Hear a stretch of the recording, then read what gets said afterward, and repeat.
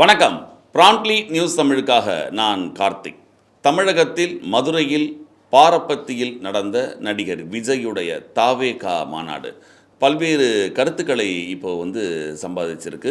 பல்வேறு விமர்சனங்கள், எதிர்மறை விமர்சனங்கள் இருக்குது. மிகச்சிறப்பாக செய்தார்கள் விமர்சனங்கள்லாம் இருக்குது. அவருடைய கொள்கை என்னென்ன, அவர் பேசப்பட்டது மிக பரபரப்பாக பேசப்படுகிறது. அவருடைய பேச்சு, முக்கியமாக அவர் பேச்சு மத்தியில் இருக்கிற பிஜேபியை எதிர்ப்பதாகட்டும், மாநிலத்தில் திராவிட முன்னேற்ற கழகத்தை எதிர்ப்பதாகட்டும், மொத்தமாக என்ன சொல்கிறாருன்னா, பிஜேபி எங்களுக்கு கொள்கை எதிரி, திமுக எங்களுக்கு அரசியல் எதிரின்னு சொல்கிறாரு. அது பல்வேறு காரணங்கள் சொல்லியிருக்காரு. இவையெல்லாம் ஒரு பக்கம் இருந்தாலும், இந்த மாநாடு நடந்த விதம் இருக்கு இல்லையா, அதை பற்றி பல்வேறு கருத்துக்கள் இருக்குது. இந்த மாநாடு முதல் மிக பிரம்மாண்டமாக நடந்தது அப்படிங்கிறத நம்ம ஒப்புக்க தான் வேணும், இல்லைன்னு மறுக்கவே முடியும். ஏனென்றால் பல லட்சமாக இளைஞர்கள் அங்கிருந்து படை திரண்டு வந்தாங்க. தமிழகத்தில் பல்வேறு ஊர்களிலிருந்து தானாக வந்தார்கள். பொதுவாக அந்த அரசியல் கட்சி மாநாட்டுகளுக்கு பணம் கொடுத்து கூப்பிடுவாங்க அப்படின்ற ஒரு பேர் இருக்குது. எல்லா அரசியல் கட்சிகளும் அப்படி தான் நடக்குது. ஆனால் இந்த மாநாட்டை பொறுத்த வரைக்கும் தன்னெழுச்சியாக விஜய் மேல் கொண்ட அபிமானத்தால் வந்தார்கள் அப்படிங்கிறத யாரும் மறுக்கவே முடியாது. ஏன்னா அத்தனை மக்கள் தன்னுடைய சொந்த செலவில் வந்தாங்க. சொந்த வேனு, சொந்த பஸ்ஸு அவங்களே எடுத்துகிட்டு வந்தாங்க. பல்வேறு ஒரு சில பசங்கள்லாம், நீங்கள் இளைஞர்கள்லாம் பார்த்தீங்கன்னா டூ வீலர்லேயே வந்தாங்க, சைக்கிளில் வந்தாங்க, தானாக வந்தார்கள். இல்லை நிறைய லேடிஸ் நிறைய கலந்துக்கிட்டாங்க, நிறைய பேர் பெண்கள் அனைவரும் கலந்துக்கிட்டாங்க. இதெல்லாம் மிகப்பெரிய ஒரு சிறப்பான ஒரு விஷயம். அது நாம் தமிழர், பொதுவாக நாம் தமிழர் பணம் கொடுக்க மாட்டாங்க, தானாக தான் வருவாங்கன்னு சொல்லுவோம். அதே போன்று தாவேகாவும் பணம் கொடுத்து கூப்பிடவில்லை, தானாகத்தான் வந்தார்கள். நடிகர் விஜயின் மேல் இருக்கக்கூடிய ஒரு அபிமானத்தில் வந்தார்கள். எல்லா கூட்டம் கூடியது மிகச் சிறப்பாக நடந்தது, ஏற்பாடுகள் செய்யப்பட்டிருந்தது. ஆனால் அந்த ஏற்பாடுகளில் தான் ஒரு சில தவறுகள், அந்த கொடிக்கம்பம், அதாவது சரியான திட்டமிடல் கொஞ்சம் சரியாக இல்லை அப்படின்ற மாதிரி சொல்கிறாங்க. இந்த கொடிக்கம்பம் கீழே விழுந்ததாகட்டும், அந்த மூச்சு திணறி ஒரு இளைஞர் ஒருத்தர் இறந்ததாகட்டும், இதுக்கெல்லாம் என்ன அடிப்படை காரணம்னா முதல்ல சரியான திட்டமிடல் இல்லை அப்படின்னு சொல்கிறாங்க. ஏன் அப்படின்னு பார்க்க போனீங்கன்னா, சாயந்தரம் 3 மணிக்கு மாநாடு நடக்க போகுதுன்னு சொல்லிட்டாங்க. காலையில் 5 மணிலேருந்தே எல்லோரும் இருக்க சொல்கிறாங்க. 5 மணிலேருந்து எல்லாம் இருந்திருக்காங்க. நம்மளே பார்த்துருப்போம், காணொலியில் டிவியில் பார்த்துருக்கோம். காலையிலிருந்து மக்கள் குமிஞ்ச இளைஞர்கள், அந்த தொண்டர்கள் குமிஞ்சு அந்த திடலே முழுக்க நிரம்பிட்டாங்க. அவங்க திருப்பி சாப்பாட்டுக்கு வெளியில் போயிட்டா திருப்பி உள்ளே வர முடியாது. அங்கே சரியான ஏற்பாடுகள் சாப்பாடுகளுக்கு இல்லை, சரியாக சாப்பாடு தண்ணி வசதியெல்லாம் ஓரளவு பண்ணியிருந்தாங்க, இல்லைன்னு சொல்ல முடியாது. ஆனால் இப்போ இந்த எதிர்பார்த்த கூட்டம் இருக்கு இல்லையா, இந்த கூட்டத்திற்கான கொஞ்சம் திட்டமிடல் இருந்திருக்கணும். இன்னொன்று 3 மணிக்கு ஆரம்பிக்க போகிறதுக்கு நல்ல வெயில், பயங்கரமான வெயில். நேற்று மதுரையில் அவ்வளோ வெயில். அந்த உச்சபட்ச வெயிலில் காலையிலேருந்து ஒரு இடத்துல இருக்குங்கிறது சாதா விஷயம் கிடையாது. கீழே கீழே இந்த தரை விரிப்பு இருக்கு இல்லையா, அதை எடுத்து மேலே பற்றிருந்தாங்க. நம்மளாம் பார்த்துருப்போம். தரை விரிப்பில் தான் மேலே பற்றிக்கிட்டாங்க, இடம் இல்லாமல். ஏன்னா இவ்வளவு திட்டமிட்டவங்க மேலே ஏதாவது முழுக்க இவ்வளவோ செலவழிச்சிருக்காங்க, மேலே ஃபுல்லாக ஒரு பந்தல் மாதிரி போட்டிருந்தா இந்த வெயில் உங்களுக்கு சேர்ந்துருக்காது. பொதுவாக இந்த மாதிரி மாநாடு நடத்துகிறவங்க என்ன பண்ணுவாங்கன்னா, மேலே ஃபுல்லாக பந்தல் போட்டுருவாங்க. ஏன்னா ஒரு நாள் மாநாடு, பொதுவாக 2 நாள் இந்த அரசியல் கட்சிகள் எல்லாமே திமுக அதிமுகலாம் பார்த்திங்கன்னா 2 நாள் 3 நாள் மாநாடுகள் நடத்துவாங்க. ஒரு நாள் இந்த இயல் இசை நாடகம் கச்சேரி நடத்துவாங்க, இன்னொரு நாள் பட்டிமன்றம் நடத்துவாங்க. பட்டிமன்றம் அவங்களே பேசிக்குவாங்க, யார் சிறந்த தலைவர், அவங்க தலைவரே சொல்லிக்குவாங்க.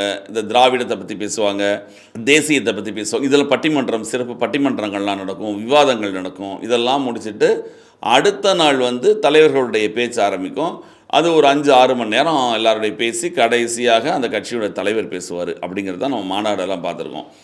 ஆனால் இந்த மாநாடு பொறுத்த வரைக்கும் அதில் ஒரு முக்கியமான விஷயம், இப்போல்லாம் அந்த மக்களுக்கு அந்த அளவுக்கு பொறுமையெல்லாம் இல்லை. நம்ம உட்காந்து யாரும் 3 நாட்கள்லாம் இருக்க மாட்டாங்கங்கிறதுனால ஒரு நாள் மாநாடு, அதுவே அது நல்ல ஒரு முடிவு. அது இன்னொன்று, மொத்தமே 3 மணிக்கு ஆரம்பிச்சிச்சு, 5:30 மணிக்கு முடிச்சிட்டாங்க. 1 மணி நேரம் விஜய் பேசுனது தான், 1.5 மணி நேரம் 1.25 மணி நேரம் விஜய் பேசியிருப்பார். மிச்சம் எல்லோரும் 10 நிமிஷம் 12 நிமிஷம்னு கொஞ்சம் கொஞ்சமாக பேசுனாங்க. பலர் எல்லாமே புதுசு, கட்சிக்கு எல்லாருமே புதுசுங்க, அரசியலுக்கே புதுசுங்கிறதுனால அவங்களுடைய பேச்சுக்கள்லாம் பெரிய அளவில் இல்லை. ஏன்னா எல்லாருமே விஜயை பார்க்க மட்டும் தான் வந்திருக்காங்க. அதனால் விஜய் தான் ஃபோக்கஸ் அங்கே அப்படிங்கிறதுனால, அவர் பேசுகிறதுக்கு தான் முக்கியத்துவம் அப்படிங்கிறதுனால அவங்களாம் குறைவாக பேசியிருக்கலாம்.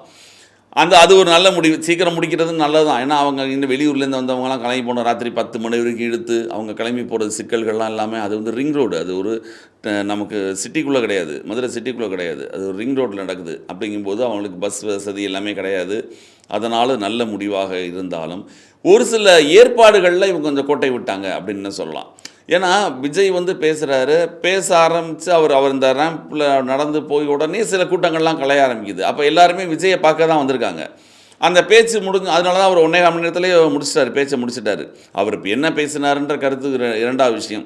ஆனாலும் ஒரு மாநாடு நடத்துவதற்கான ஒரு சரியான திட்டமிடல் ஒரு சில இடங்களில் இல்லை அப்படிங்கிறது தான் அதில் இந்த மாநாடு குறிப்பிட்டு காட்டுது. அதுலயும் பார்க்க போனீங்கன்னா முதலே சொல்லியிருக்காரு, மாணவர்கள் வர வேண்டாம், இவங்க கர்ப்பிணி பெண்கள்லாம் வர வேண்டாம், பெண்கள் ரொம்ப வயதானவர்கள் வர வேண்டாம் எல்லாம் சொல்லியிருக்காரு. ஆனாலும் அவ்வளவு உச்சபட்ச வெயிலில் அந்த வெயிலுக்கு அவங்க காற்பதற்கு மேலே ஒரு ஒரு முழுக்க அந்த கொட்டகை மாதிரி போட்டிருக்கலாம். அப்போது கொட்டகை போட்டு தான் அவங்க பாட்டு உள்ளே இருந்திருப்பாங்க. அந்த சாப்பாடுகள் சரியான இடத்துல அந்த சாப்பாடு கிடைக்கிற இத்தனை லட்சம் பேர் அந்த இடத்துல ஒரு இடத்துல குவியும் போது அவங்க அங்கேருந்து வெளியில் போனாங்கன்னா திருப்பி வர முடியாது. அந்த பல பேர் சாப்பிடாம இருந்திருக்காங்க. இவங்க அந்த ஸ்நாக்ஸ் போட்டெல்லாம் கொடுத்தாங்க. கொடுத்ததை வந்து அவங்க வாங்குறதே அவங்க வந்து வாங்கிட்டு ஓடுறதெல்லாம் பார்த்தோம். ஆனால் இதை விட ஒரு மாநாடை இன்னும் கொஞ்சம் சிறப்பாக நடத்தலாம் அப்படிங்கிறது எல்லாரோட எண்ணம். பிரச்சனைகள் வந்து வருவது சகஜம். ஆனால் இதை கொஞ்சம் எதிர்நோக்கி இருக்கணும். இவர் இப்போ இத்தனை பேர் லட்சம் பேர் கூட இடத்துல அவர்களுடைய சாப்பாட்டுக்கும் அவர்களுடைய இந்த வெயிலில் மயங்கி விடுகிறது காரணம் என்ன அப்படின்னா, உங்களுக்கு வெயில் தான் அதிகபட்ச வெயில். ஒட்டு மொத்தத்துக்கு இவங்கெல்லாம் வந்து கரெக்டாக 3 மணிக்கு கேரவனில் வந்து அங்கேருந்து இறங்கி உள்ள நேர ஸ்டேஜுக்கு போய் அப்படியே ஏறி போயிடுறாங்க. ஆனால் அந்த மக்கள் அங்கேருந்து நாள்லேருந்து குமிஞ்சிட்டாங்க. இது நாள் குமிஞ்சதுலேருந்து எல்லாரும் வர்றது சகஜம்தான். அந்த நாள் ராத்திரியிலேருந்து வந்து அங்கே தங்கினவங்களுக்கு காலை கடன்கள் போகிறது கஷ்டம்.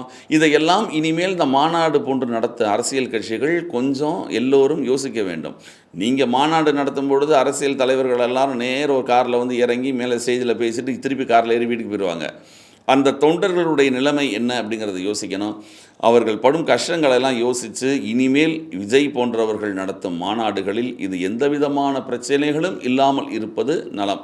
அவர் என்ன பேசினார் மாநாட்டில், அவர் பேசினது அதற்கு விமர்சனங்கள் அனைத்தும் தனி. இதெல்லாம் இருந்தாலும் மாநாடு என்று இது மாநாடுன்னு கூட சொல்ல முடியாது, பொதுக்கூட்டம் மாதிரி தான் வச்சுக்கோங்க. வந்தாங்க ஒரு 3-2 மணி நேரம் பேசிட்டாங்க, கிளம்பிட்டாங்க. அதான் எப்போ இருக்கக்கூடிய அரசியல் கட்சி மாநாடு மாதிரி இல்லாமல் இருந்தாலுமே ஒரு சில கவனமாக சில திட்டமிடுதல் வேண்டும் அப்படிங்கிறது இந்த மாநாடு காட்டுது. பார்ப்போம் எதிர்காலத்தில் இது போன்ற மாநாடுகள் எப்படி நடக்குது, இவர்கள் இதிலிருந்து சில பாடம் கற்றுக்கொள்ள வேண்டும் அப்படிங்கிறது தான் உண்மை. மீண்டும் வேறொரு நிகழ்ச்சியில் சந்திப்போம். வணக்கம். நாடக மு.க. ஸ்டாலின் அங்கிளாகவே இருந்தாலும் அங்கிள் உங்களுக்கு மனசாட்சின்னு ஒன்று இருந்துச்சுன்னா நாங்கள் கேட்குற கேள்விகளுக்கு மட்டும் கொஞ்சம் பதில் சொல்லுங்க அங்கிள். நீங்க நடத்துற இந்த ஆட்சியில நேர்மை இருக்கா, நியாயம் இருக்கா, ஊழல் இல்லாம இருக்கா, சட்டம் ஒழுங்கு சரியா இருக்கா, பெண்களுக்கு பாதுகாப்பு இருக்கா, பொதுமக்களுக்கு பாதுகாப்பு இருக்கா, இயற்கை வளங்களுக்கு பாதுகாப்பு இருக்கா? சொல்லுங்க மை டியர் அங்கிள், சொல்லுங்க. டாஸ்மாக்ல மட்டுமே இது வரைக்கும் 1000 கோடிக்கு மேல ஊழல்னு சொல்றாங்க. அதுல மட்டுமா தப்பு நடக்குது? வேற எதுல தான் நடக்கல? உலகத்திலே மிஸ்டர் கிளீன் ரெக்கார்ட்ஸ் எல்லாம் உங்களுக்கும் உங்க கூட இருக்கிறவங்களுக்கும் மட்டும்தான் அங்கிள் கொடுக்கணும். இதை பார்த்து வாயே இல்லாத ஊரு கூட வயிறு வலிக்கு சிரிக்குது. பெண்களுக்கு 1000 ரூபாய் கொடுத்துட்டீங்கன்னா போதுமா அங்கிள்? அப்படியே அதை மூடி மறைச்சிடலான்னு பாக்குறீங்களா? படிக்கிற இடத்துல, வேலைக்கு போற இடத்துல, வெளியில போற இடத்துலன்னு அவங்களுக்கு பாதுகாப்பே இல்லைன்னு ஒட்டுமொத்த பெண்களும் கதறாங்க. அந்த கதறல் சத்தம் ஏதாவது உங்க காதுல கேக்குதா அங்கிள்? இதுல வேற உங்க அப்பான்னு கூப்பிடுறாங்கன்னு வேற சொல்றீங்க. What is this uncle? Is very wrong, uncle. Is very wrong.